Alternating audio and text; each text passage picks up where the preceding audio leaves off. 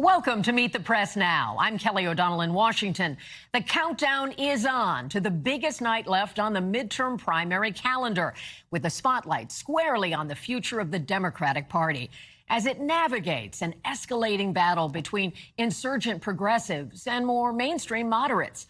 Primary voters head to the polls in a slate of key races tomorrow in battleground House districts across 5 states, governor seats in Kansas and Michigan, that Republicans are hoping to flip.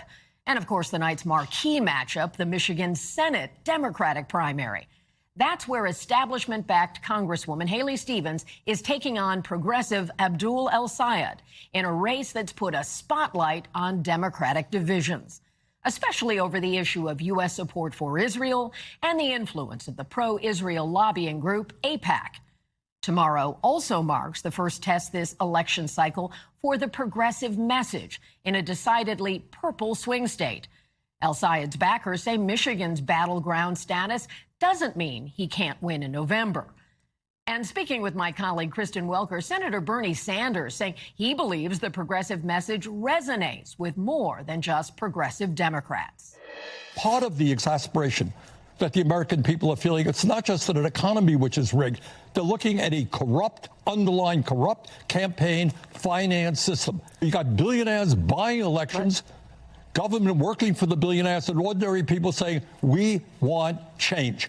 And that is why progressives, democratic socialists are doing so well all over this country. They got an agenda that speaks to the needs of working families. They're prepared to stand up to the oligarchs. It's not just whether Abdul can win or not, beat Haley Stevens. The question is whether or not we live in a democratic society where a candidate fighting for working people can take on tens and tens of millions of dollars of AIPAC money, special interest money.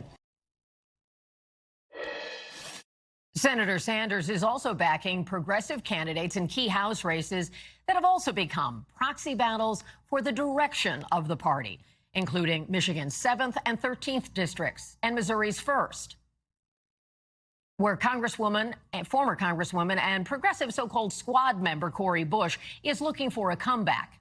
Now, back in Michigan, the presumptive Republican nominee in the Senate race, former Congressman Mike Rogers, is looking ahead to the general election, telling Semaphore he's prepared for either Democratic candidate in November, saying, and we're quoting here, common sense over crazy is going to prevail every time.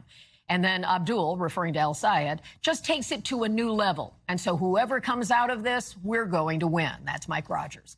And joining me now is our NBC News team on the ground in Michigan. Shaquille Brewster is in Detroit, and Julie Tsirkin has the latest from Grand Rapids.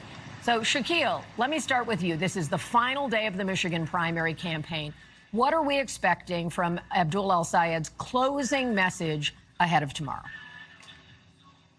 Well, he's telling voters that he will be the progressive fighter, the progressive candidate in this race. So you'll hear him talk about Medicare for all, for abolishing ICE, ending U.S. military aid to Israel. He's trying to say that he's the outsider in this race, and that will be the message that we'll hear at a rally that he'll have later tonight, and then he'll kick off a canvass launch trying to get those last-minute voters into the polls for Election Day tomorrow. But, Kelly, I'll tell you, I had a conversation with this campaign manager earlier today, and one thing she told me that was striking, she said, quote, Abdul is the front runner in this race. They feel very confident about the momentum that they're coming into Election Day with, but she also noted the spending that he has been facing, saying that that's a historic amount of spending that they would have to overcome if he's successful. She said anything can happen when you talk about the ads that have been put up against him. I was watching television last night, and I did not see any ads supporting him, but I saw a lot of ads supporting Stevens. So that will be something that they're focused on, but this campaign feels very confident that his message of being the outsider,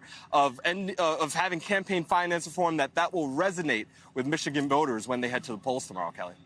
What you talked about there, Shaq, reminds me, whenever any of us are on the road, we really get a taste of what voters in a district or a state are getting with all of the attention with advertising. And you can see when it's lopsided like this. You've also been paying attention to another major race in the state, and that's the one to replace the term-limited Governor Gretchen Whitmer. She's a Democrat, of course. You spoke with one of the Republican candidates in that contest, Congressman John James. What is he telling you? Yeah, Kelly, this is really interesting because John James, he has the support of President Trump. He has his endorsement, but he is also being heavily outspent by his challenger in that race, Perry Johnson, a businessman who's trying to take the more conservative lane in that campaign. Listen to a little bit of our conversation, starting with the influence and the power of the Trump endorsement in a Republican primary here in Michigan. The president understands how important Michigan is, which is the reason why he trusts me to help make Michigan great again. For those who might not have supported President Trump, might not support Republicans, what do you say to them, and what are those distinctions that you draw with the president for the general election fight that you may have? In the state of Michigan, people want to know two things. Are you a good leader, and am I for you? Well, yes, I am for you. I have the leadership to actually deliver in tough environments and circumstances, and my opponents have not had the occasion to develop the skill set to even begin to credibly talk about how to deliver on their promises. In his last two statewide elections, Congressman James lost those battles, but by closer than expected margins. His main message to folks is that he believes he's the best chance of Republicans flipping Michigan's governor's seat if he wins the primary tomorrow. It makes it so interesting in Michigan because over time you do see both parties having their moment. And so Republicans might be thinking this is their year. Thank you, Shaq. Julie, I want to turn to you, and you've been following the Haley Stevens campaign. Talk a little bit about her closing message as voters prepare to head to the polls. Haley, Congresswoman Congresswoman Stevens is going to tell voters she's their Midwestern gal. She's going to be at a brewery about 5 minutes from where I am in downtown Grand Rapids. She represents the suburbs of Detroit. She's in her fourth term in Congress. So voters here know a little bit about her, the fact that she's a little bit more centrist than El-Sayed. She's prioritized auto manufacturing, a big industry here in this state. She talks about affordability, pitches her message as somebody who is very anti-Trump. I got a chance to talk to a couple of voters here, and I have to tell you, Kelly, even though school's out, the universities that are typically here are not in session, the young voters were very excited to talk to me about El-Sayed, and I think that's where Stevens is going to have the most issues with, getting voters excited, getting Democrats excited to vote for an establishment candidate that does support Israel, that does take AIPAC money. We haven't seen that kind of candidate have a lot of success recently, Kelly, so that'll be really interesting to watch here.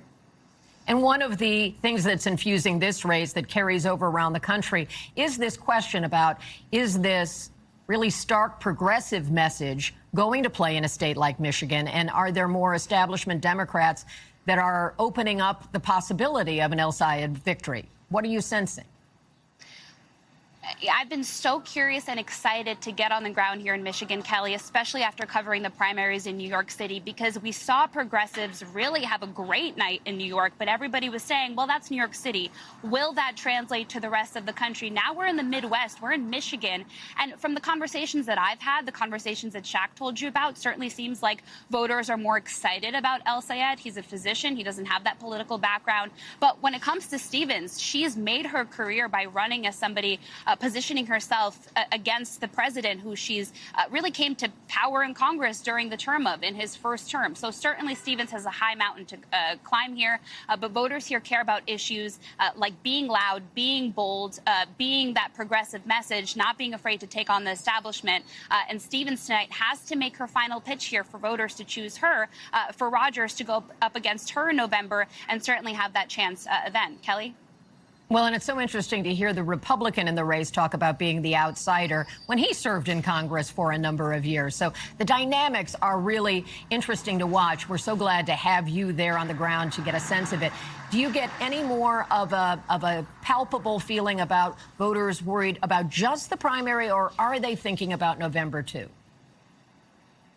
They're definitely thinking about November, too. And this isn't the only race, right? I actually had a really interesting conversation, Kelly, with somebody who I asked, you're a Democrat, right? And they said, no, I'm a progressive.